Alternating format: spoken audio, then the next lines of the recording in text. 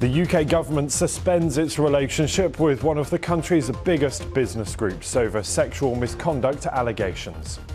And the gender pay gap persists. New data shows 8 out of 10 UK firms pay men more than women. I'm live in The Hague, where the Dutch government has lost a legal battle to cut flight movements at one of Europe's busiest airports.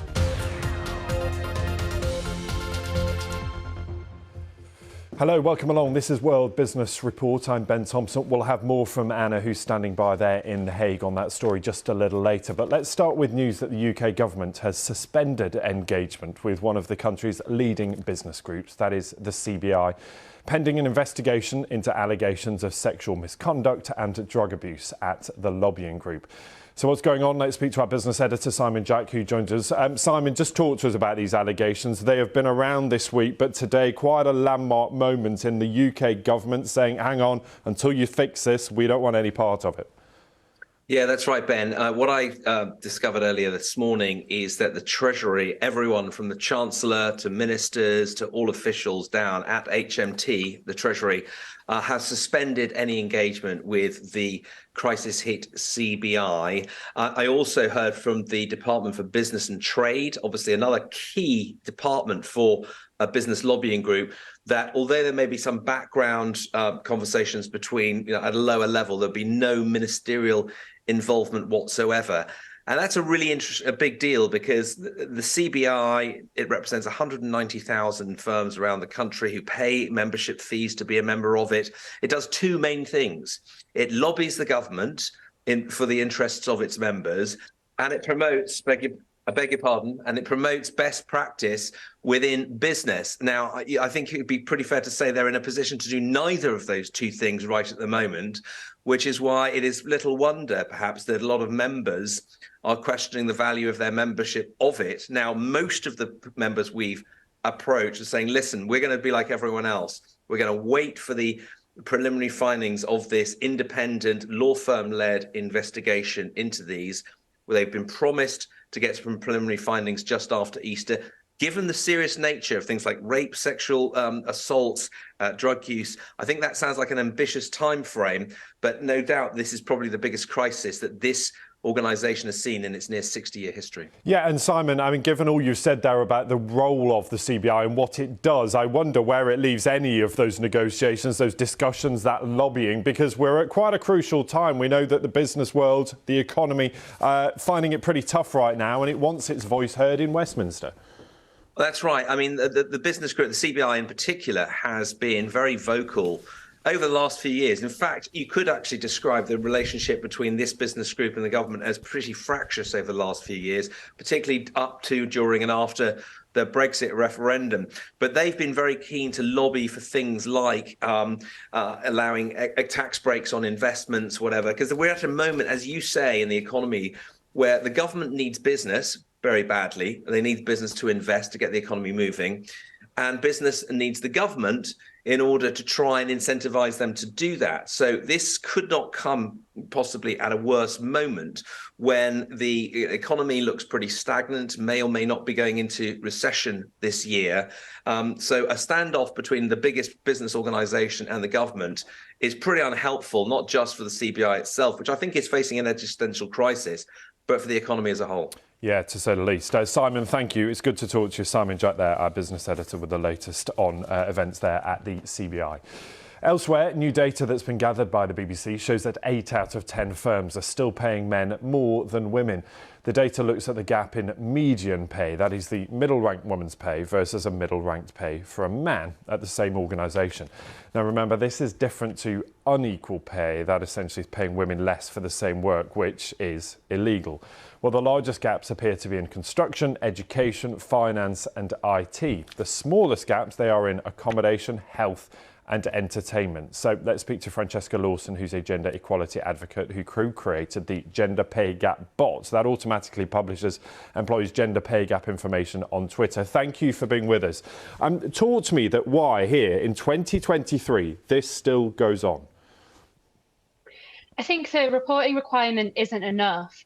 We've got companies publishing their data annually, but they're not acting on it because there's no requirement to fix the problems that are leading to the gap. I think and part of the reason why we created the Gender Pay Gap Bot Twitter account is that it's not accessible, this information. And so companies can kind of get away with just compiling it. They put it on the government's website. They don't look at it and they don't act on it. So it's really disappointing to see that the statistics are still so dire after 5 years of this reporting requirement being in place. And talk to me why we are in this position. Because some would say, well, more men are in more senior positions and therefore earn more per hour. But it's not as simple as that, is it? No, exactly. There's a whole load of factors which go into creating pay gaps. So to resolve them, you've got to look at where is bias affecting sort of hiring, promotion and decisions. What's the provision for parental leave for both men and women? Because there's evidence to show that the gap becomes so much larger after people start families and particularly women are taking time off to have children and raise children. For that to get addressed, you need to have more men being able to take that time off work and having the financial support in place from their employers to do so.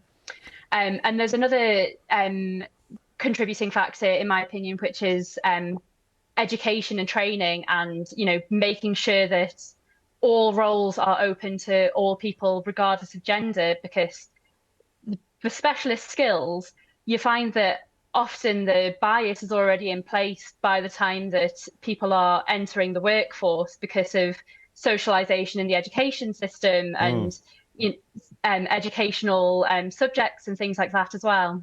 It is really fascinating and it's really interesting to see the work that you're doing with that bot that you co-founded. Francesca, thanks so much. Francesca Lawson there, gender equality advocate. Now, in the Netherlands, a judge there says that the Dutch government broke the law. That was over plans to cut tens of thousands of flights from one of Europe's busiest airports. Politicians cited noise pollution and climate concerns at Amsterdam's Schiphol airport, which is state-owned. But the airlines sued the Dutch state instead. Well, as it stands, there are about 500,000 flights a year at Schiphol. That's just under 1,400 a day, or around one every minute. Let's speak to our correspondent, Anna Holligan, who's following that story for us from The Hague. And Anna, you've been telling us what it feels like to be living under that sort of air traffic. There's some impressive calculations there, Ben. So the court ruled that the Dutch government here in The Hague violated European law because it failed to explore and exhaust alternatives to cutting those flights and also failed to consult all interested parties. Of course, Schiphol Airport is a major hub for global aviation and its existence helps to contribute to the small nation's prosperity. So yes, I have been speaking to a lot of people who are directly affected, including this one family who told me about how living close to Schiphol impacts upon their life. The Gerritsons are among thousands of families who live beneath a flight path. You adjust for quite a part. The last few months have been really intense. They want to grow, and I don't think it's possible here. No, there's no room to grow. No, because we live here too. This house was built earlier than Schiphol was built. Why should we move? You hear there's one again, yeah. But during these 9 years, it increased and increased more and more. And that's why we say there needs to be a stop now. The Dutch government said it was listening and striving to strike a balance between the economic benefits of owning Europe's third busiest airport and maintaining a healthy environment and tackling noise pollution. The reason given for its now failed attempt to cut the annual number of flights from 500,000 to 440,000. 5 airlines won their case. The court found the state in breach of European law. The International Air Transport Association supported their legal action. It's very, very difficult. There is no real precedent for cuts of this kind, and it does impact on international sort of open skies agreements. There are carriers from other parts of the world who are flying in and using Schiphol. So how you decide to say, well, you can fly there, but you can't, is very, very difficult, and would take a lot of careful consideration. The day before this judgment, Schiphol Airport revealed new measures to reduce noise and environmental pollution, including an end to night flights, a ban on private jets, and the scrapping of plans to build an additional runway. A few kilometres away, the young Gerritsons welcomed the chance to have their voices heard. Think about your people, don't think about your money, think about your people. We also exist, we suffer from it, so what about my future? Move unnecessary airplanes to somewhere else, because we don't need to hear it. It just has to go somewhere else, and where there are not so much people suffering. Like there's coming with one now, and it just distracts me.